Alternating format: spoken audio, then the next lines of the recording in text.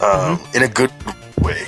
People think nerfed is a bad word, but no, it's not. Nerfed just means dumbed down. It's taken down a notch. It's on level 1. So that was a pretty easy boss with the drill. Of course, when I was a kid, you know what? We're not even going to go there. We're at Chemical Plant. Okay, so as you don't want to tell us more of your past, guess we're going to Chemical Plant. So TK, you say that this is one of your favorite stages, and it was also shown in Sonic Generations. So what are your thoughts on to Chemical Plant on Sonic 2? First of all, about Sonic Generations, I have a lot of opinions about the stages. This is probably one of the only stages in the game that they did not screw up. They did a great job in Sonic Generations on this stage. Second of all, this is my all-time favorite, most hated stage. It's my favorite stage. I love the music. I believe I mentioned on another Let's Play that there are grown people, grown men and women that have this song as like their ringtone. And oh yeah, I remember. they just love this stage, and half of them don't even know where or not half, but some of them don't even know where it's from, but they're just like, oh, I like the song. And this is my favorite stage because of the industrial plant in the background. That's how the 90s was, especially where I grew up in California. It was just kind of like you have your suburbs, and then you have industrial, and you have like metro. And it's just like, wow, every time I see this stage, I get this huge nostalgic feeling.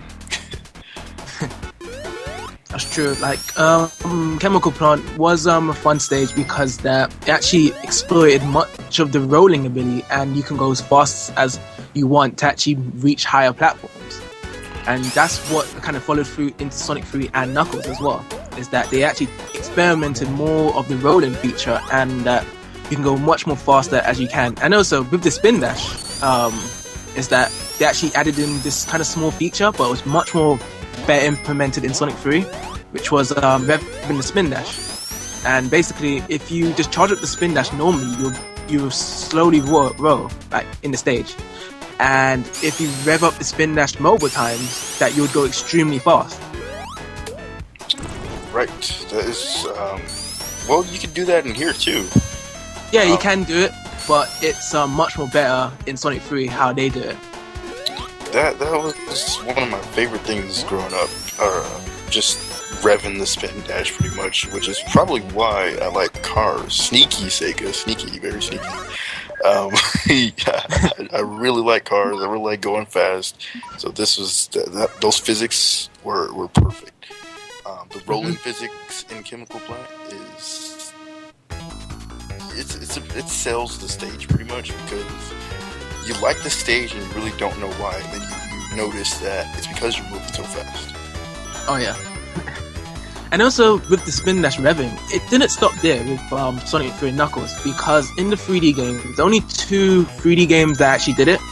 The rev and spin dash was Sonic Adventure 1 and 2. They did it much different though. It wasn't that you had to keep holding the X button, like keep charging down. It's basically holding the X button, and the longer you hold it, the more faster you go. And the shorter you hold it, the slower you go. So it had the same type of idea. Yeah, that's a good point. That's why you'll hear me say this all the time. Sonic Adventure 1 and 2 were the best implementations of a 3D Sonic game because they captured that 2D physics, the 2D moveset of Sonic, and just translated it into 3D. Instead of tapping it, just like you said, instead of tapping it to rev, the longer you hold it, the more he revs. Even in Sonic 3D Blast, if you tap B, it'll put him into like a little slow roll. If you hold B, he actually does rev. You hear him rev about 4 or 5 times.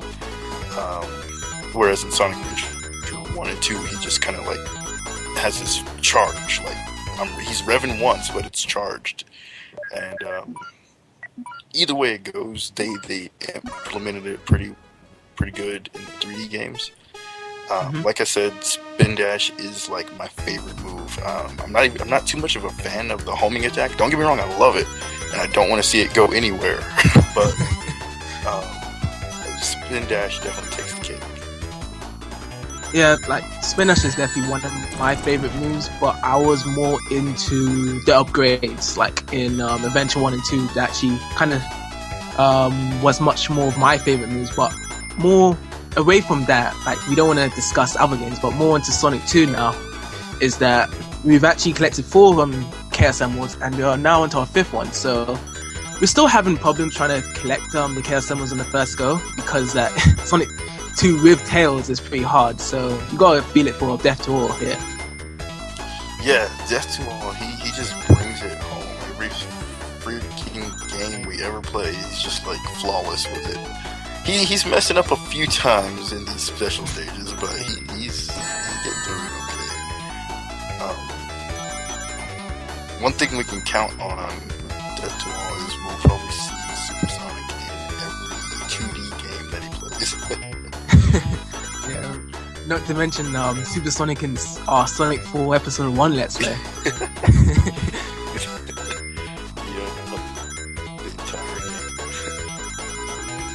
Yeah, so as well as Sonic 2 being released in 1992, we all knew that Sonic and Knuckles was released in 1994, and it was an attachment you could play with Sonic 2. And with the attachment, you can play as Knuckles. And what was your thoughts of playing as Knuckles in the attachment of Sonic 2 and Knuckles? First of all, just a side note, we will be doing a Let's Play with Knuckles in Sonic 2 because the game is different, so we're going to do it. And to answer your question, when I first played with Knuckles, I was surprised because I thought it was a gimmick. I thought, okay, it's a sprite swap. I'm just Knuckles. And then I jump up, I press A, and then this guy glides as if he's in Sonic 3. I'm like, what? And not only that, he can climb walls just like he can in Sonic and Knuckles in Sonic 3. I was just like, I was in awe. I'm like, did they really implement that in a game that came out 2 years before he was even invented? That is pretty impressive. And they got my kudos for that. Yeah, I think that the actual production with the classic games has gone longer and further enough than beforehand, than it should have been. And they was probably thinking that we need to build on more sequels and games onto it. Yeah, I do know that Sonic 3 was supposed to be Sonic 3 and Knuckles, and then they decided to split the two due to file size limits or production time or something. It's not as dramatic as people make it. They actually did such an awesome thing with that. People love the fact that you can lock on different devices. So it turned out to be very successful for them as a gimmick, because they were like, at first it was like, oh man, we're gonna have to split this game up, it's too big. And then it turned into wow, we can add on the other 2 games to make like a total of 6 games, or 7, because you have each one as a standalone, each one locked on, and then you have Knuckles by itself. So you have a total of 7 games, and you only paid for 4 cartridges. Yeah, because that, as you said, that it was too much larger of a file that the Sega Genesis couldn't handle. Is that originally Sonic 3 and Knuckles was supposed to be an all-together game, but instead they actually had to put it into separate cartridges for Sonic 3 and then Sonic and Knuckles. As well as that, we are aware of that there was different sound files that was implemented into both them games that made it different when we did play them. Exactly. Yep, different invincibilities, different boss themes, just completely different. And I'm not gonna lie, I did enjoy Sonic 3's music better than Sonic and Knuckles. That is quite true, I guess. Like, Sonic 3's invincibility, I really enjoyed. Definitely. And really, still playing as Sonic is still like a great deal for me. It's like playing as Sonic in both Sonic 3 and Sonic and Knuckles because of the shield elements that came with Sonic. Speaking of shield elements, I can't put my finger on it. I don't know why I'm thinking about this right now, but as soon as you said that, it jumped in my head that there's a Sonic game, I'm not sure which one, where he has a silver shield instead of a blue one. And I'm thinking, is it the one we're playing right now, Sonic 2? I think it. Are you talking about where it collects all the rings? Well, no. Like when you grab, a shield, a bubble. In Sonic 1, it's blue, if I'm not mistaken. In Sonic 2, I honestly can't remember what color it is. And then in Sonic it's blue as well. It's blue as well. There is a Sonic game. I don't know which one, but there's a silver shield. I don't know which one. It's like silver. And when I saw it, I tripped out. Like, whoa. Actually, I think I know what you might be talking about. Was it Knuckles in the shield? Could have been. Very well could have been. Could have been Knuckles and Sonic 2 and Knuckles. Maybe. I think I remember it being inside of Sonic 2, so it could have been Knuckles. But anyway, we'll leave it as that for now. And for the next episode, we'll be collecting more Chaos Emeralds to actually unleash Sonic's true power abilities of Super Sonic. So thanks for TK as a guest.